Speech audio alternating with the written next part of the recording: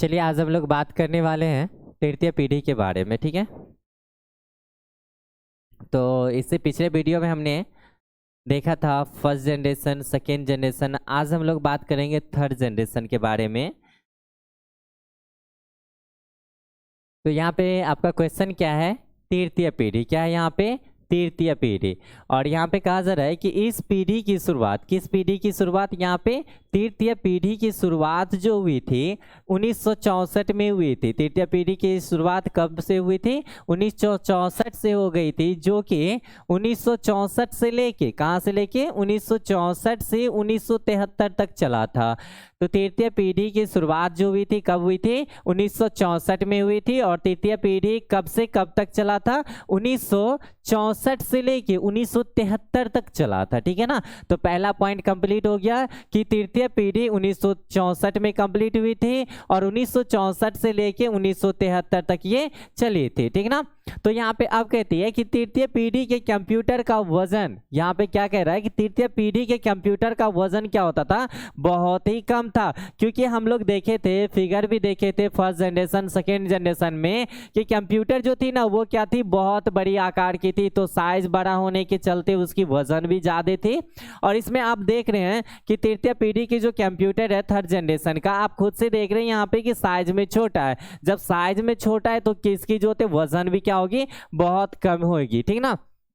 तो यहाँ पे क्या देखें कि तृतीय पीढ़ी की शुरुआत 1964 में हुई थी और 1964 से लेके 1973 तक चला था, ठीक है ना। और इस पीढ़ी की जो इस पीढ़ी के कंप्यूटर का वजन जो था वो क्या था? बहुत कम था। और इसके अंदर आईसी यानी इंटीग्रेटेड सर्किट, आईसी का पूरा नाम यहाँ पे क्या हो जाता है? इंटीग्रेटेड सर्किट लगा रहता था। इसकी स्विचिंग डिवाइस में इंटीग्रेटेड सर्किट का प्रयोग किया जाता था, ठीक है ना। तो यहाँ तक कंप्लीट है। आप इंग्लिश में यहाँ पे देख सकते हैं कि this generation started from 1964। Third generation जो थे कब स्टार्ट हुई थी? 1964 में हुई थी। विच है लास्टेड टिल 1964 और 92 क्या हो गया? 1973। तो 1964 से लेके 1973 तक चला था।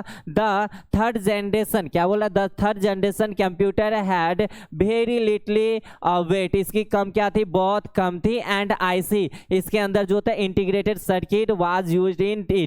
यहाँ पे जो था इसके अंदर किस चीज का प्रयोग किया जाता था? इसके स्विचिंग डिवाइस में आईसी का प्रयोग किया जाता था, इंटीग्रेटेड सर्किट का, ठीक है ना। तो चलिए इस कंप्यूटर के यहाँ पे हम लोग पीढ़ी की गुणवत्ता एवं लक्षण के बारे में कुछ बात करते हैं।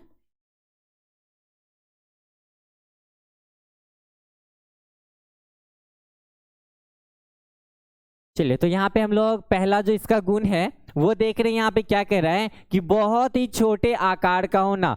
थर्ड जनरेशन का जो कंप्यूटर था साइज में क्या था? बहुत छोटा था, ठीक ना। किसके मुताबिक? फर्स्ट और सेकेंड जनरेशन के मुकाबले में ये बहुत ही छोटा था।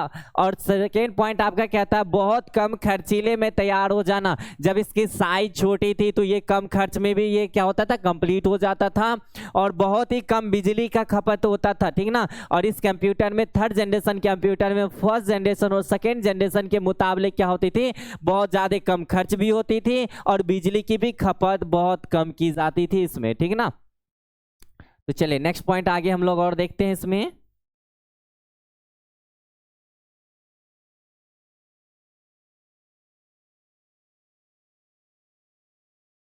चलिए तो चौथा पॉइंट यहाँ पे कह रहा है कि रख रखाव में काफी आसान होना। देखिए साइज में ये छोटा था, जैसे फर्स्ट जनरेशन, सेकेंड जनरेशन की बात कीजिए तो इतनी बड़े साइज की था कि उसको रखने के लिए भी हम लोग को क्या होता था? सोचना पड़ता था।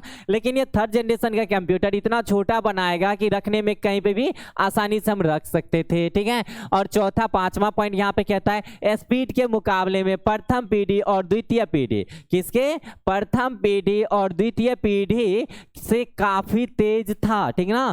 तो स्पीड की बात किया जाए तो फर्स्ट जनरेशन कंप्यूटर और सेकेंड जनरेशन कंप्यूटर से कई गुना ज्यादा स्पीड था, किसमें? थर्ड जनरेशन कंप्यूटर में, ठीक है। और ये जो होता है पांचवा छठा देख सकते हैं यहाँ पे, बहुत ही ज्यादा विश्वसनीय था। विश्वसनीय होगा ही, साइज में भी छोटा था, रख रखाव में आसान था, स्पीड के मुकाबले में कुछ ज्यादा फास्ट था, ठीक ना। तो ये कुछ ज्यादा ही विश्वसनीय था, किसके मुकाबले? फर्स्ट और सेकेंड जनरेशन के मुकाबले, उसके मुताबिक, ठीक ना। नेक्स्ट पॉइंट यहाँ पे देख सकते हैं, यहाँ पे कहता है सभी पीढ़ियों से ज्यादा मजबूत, ठीक है ना, सभी पीढ़ियों, तो सभी पीढ़ी में अभी क्या आएगा, फर्स्ट और सेकेंड, ये दो जनरेशन के मुताबिक की बात किया जाए, इससे कंपेरिजन किया जाए यहाँ पे, तो यह क्या था, ज्यादा मजबूत और तीव्र गति से चलने वाला क्या था, कंप्यूटर था, मजबूती भी था और स्पीड भी ज्यादा था। और इसके स्विचिंग डिवाइस में किस चीज का प्रयोग किया जाता था, आईसी का। आईसी का पूरा नाम हम आपको बता चुके हैं, आई से इंटीग्रेटेड और सी से सर्किट, ठीक ना, तो आईसी यानी इंटीग्रेटेड सर्किट का प्रयोग किया जाता था इसके स्विचिंग डिवाइस में, ठीक है। तो चलिए आगे हम लोग नेक्स्ट देखते हैं फिफ्थ जनरेशन में।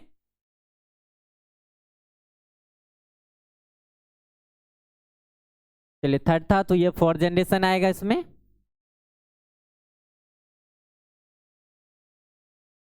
तो फोर्थ जनरेशन कंप्यूटर के बारे में हम लोग जानते हैं। तो यहाँ पे क्वेश्चन है आपका चतुर्थ पीढ़ी, क्या है, चतुर्थ पीढ़ी, जिसे हम लोग फोर्थ जनरेशन कहते हैं। तो कह रहा है इस पीढ़ी की शुरुआत कब हो गई थी, 1973 में हुई थी। फोर्थ जनरेशन का जो कंप्यूटर था वो फोर्थ जनरेशन कब से स्टार्ट हुआ था, 1973 में स्टार्ट हो गया था, जो कि 1973 से लेके 1982 तक चला था। कहाँ तक चला था, 1982 तक चला था, जो कि चतुर्थ पीढ़ी में रखा गया, ठीक ना। मतलब 1973 से लेके 1982 के बीच जितने भी कंप्यूटर बनाए गए उसे किस पीढ़ी में रखा गया, चतुर्थ पीढ़ी में। और आप देख सकते हो चतुर्थ पीढ़ी की जो कंप्यूटर थी उसकी बनावट कैसी थी, ठीक ना।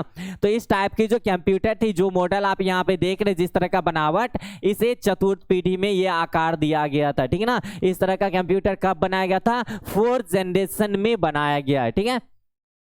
तो यहाँ पे और यहाँ पे कह रहा है कि ऐसे ये अभी भी वर्तमान में चल रहा, तो वाकई में ये कंप्यूटर आप देख सकते हो कि इस तरह का जो होता है, जिस टाइप का आपका बना हुआ है, इस टाइप का कंप्यूटर अभी भी आपको चल रहा है, ठीक ना।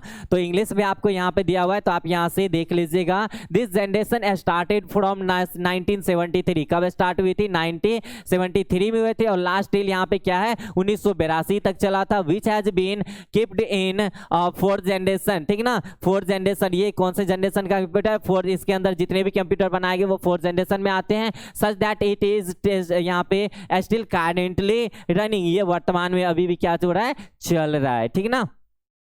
तो अभी भी आप इस जनरेशन का यूज कर रहे हैं। चलिए इसके बारे में अब कुछ देखते हैं, इसकी गुण क्या थे। तो यहाँ पे पहला आपका पॉइंट है, आकार में तो एकदम छोटा, ये बिल्कुल छोटा हो गया था, ठीक ना, साइज के मुताबिक में बिल्कुल छोटा था। और स्पीड के मामले में क्या था, काफी तेज था, उस सबसे कई गुना ज्यादा तेज भी था। तीसरा पॉइंट, रख रखाव में और भी आसान, साइज छोटा होगा तो रखने में क्या होगा, कंफर्टेबल होगा ही यहाँ पे। और चौथा पॉइंट आप देख सकते हैं, बहुत कम खर्च में तैयार हो जाता था, ठीक ना। तो ये सब पॉइंट हम लोग पहले से भी देखते आए हैं।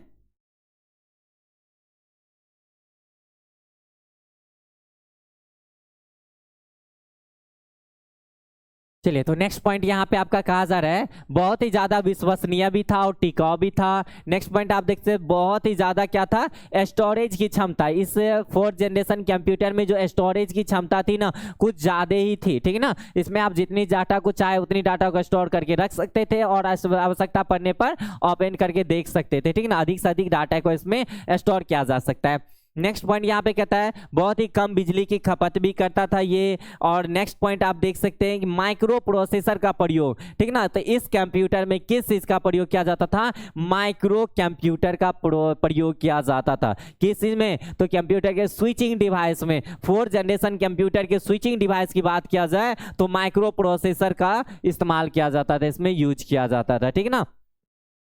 और नेक्स्ट पॉइंट हम लोग देखते हैं अब।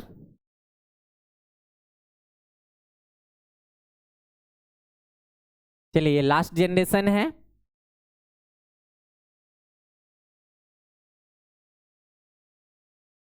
अगर फिफ्थ जनरेशन की बात किया जाए, पांचवी पीढ़ी का, किसका, पांचवी पीढ़ी का, तो पांचवी पीढ़ी 1982 में स्टार्ट हुई थी। कब हुई थी, 1982 से लेके अब तक, तो मतलब अभी तक जो होता है 2023 तक। यहाँ पे क्या कह रहा है कि 1982 से लेके अब तक के जितने भी कंप्यूटर बने हैं वो किस जनरेशन में आते हैं, फिफ्थ जनरेशन के अंतर्गत है, ठीक ना। तो यहाँ से 1982 से लेके अब तक ये चल रहा है, तो अब तक के सभी कंप्यूटर पांचवी पीढ़ी के अंतर्गत आते हैं। किस पीढ़ी के अंतर्गत, पांचवी पीढ़ी के और आप देख सकते हैं 5वीं पीढ़ी के अंतर्गत आपका लैपटॉप आ रहा है, मोबाइल भी आपका, ठीक है ना। तो ये सारे जितने भी आप देख रहे हैं ये किस जनरेशन में आपके आ रहे हैं, 5वीं पीढ़ी के अंतर्गत ये सभी आते हैं, ठीक है ना। तो इसमें मुझे कुछ बताने की जरूरत नहीं है, आप खुद समझ रहे हो इस चीज को देख के।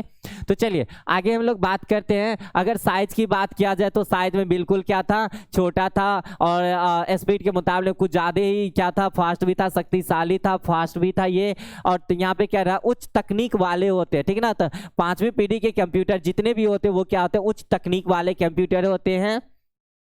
इस पीढ़ी वाले कंप्यूटर के कई सारे मॉडल तैयार किए गए हैं, और भी आप देख सकते हैं यहाँ पे जितने भी मॉडल तैयार है सभी मॉडल को आप बारी बारी से यहाँ पे देख सकते हैं। जैसे में आप देख सकते हैं कौन से मॉडल, तो डेस्कटॉप कंप्यूटर, ठीक है ना, कौन सा computer, desktop computer, laptop computer इत्यादि जैसे जो भी आते हैं वो किस में आ जाते हैं, आपको 5th जनरेशन में आ जाते हैं अभी तक, ठीक है ना। तो ये सारी चीज देखिए, यहाँ तक कि कहा जा रहा है आजकल तो मोबाइल क्या क्या है, मोबाइल के साइज की तरह आपको कंप्यूटर आ गया, क्या आ गया, मोबाइल में भी क्या होता है, मोबाइल के साइज में कंप्यूटर बना दिया गया है। तो ये सब सारे किस में आ जाते हैं, 5th जनरेशन के अंतर्गत ये सभी टॉपिक आ जाते हैं, ठीक है ना। तो चलिए आज के वीडियो में इतना ही आप देखें, और यूज की बात किया जाए इसका, तो यूज आप खुद देख रहे हैं कि 5th जनरेशन में कैसे कैसे यूज किया जाता है इन सबों का, ठीक है ना। तो चलिए आज के लिए इतना ही, बाय बाय, टेक केयर।